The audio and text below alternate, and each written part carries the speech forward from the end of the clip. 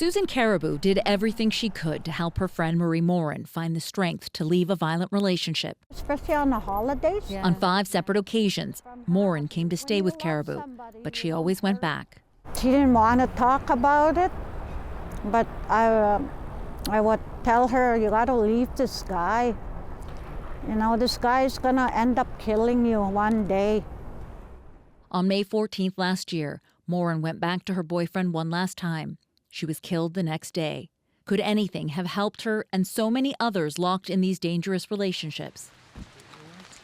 Police know the signs and try to get there in time. They say on average, it takes victims of intimate partner violence 12 tries before they leave for good. Winnipeg Police Detective Sergeant Shane Weprock says 2/3 of the time, victims don't want the relationship to end. They just want the violence to stop. The first step is really the hardest for a victim to navigate through, but that's what we're here for, is to really help them take that first step and to assist them in navigating through some of the darkest hours that they're going through.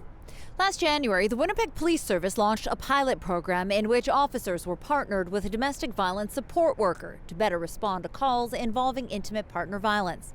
The idea is to bring essential resources to victims as soon as possible to start safety planning and figuring out next steps. It's not just physical danger. There are other warning signs to watch for. Kids need to know that it's not normal to receive 100 text messages a day from the person that loves them.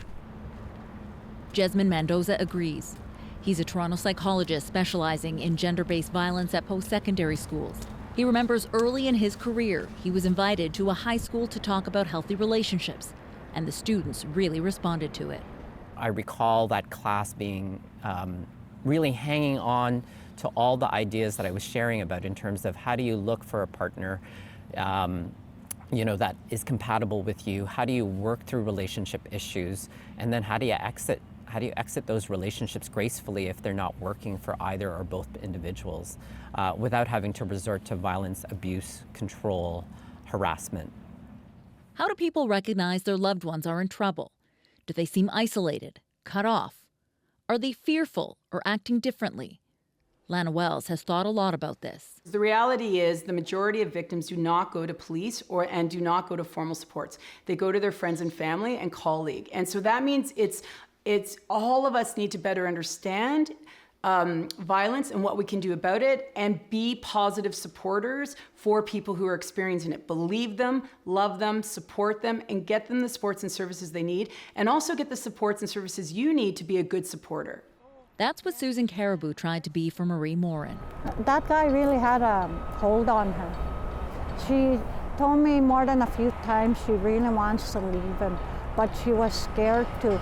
He would find her no matter what. So that's what she always told me. The experts agree that saving people from deadly relationships involves knowing what to look for early on and where to turn for help. Caroline Bargood, CBC News, Winnipeg.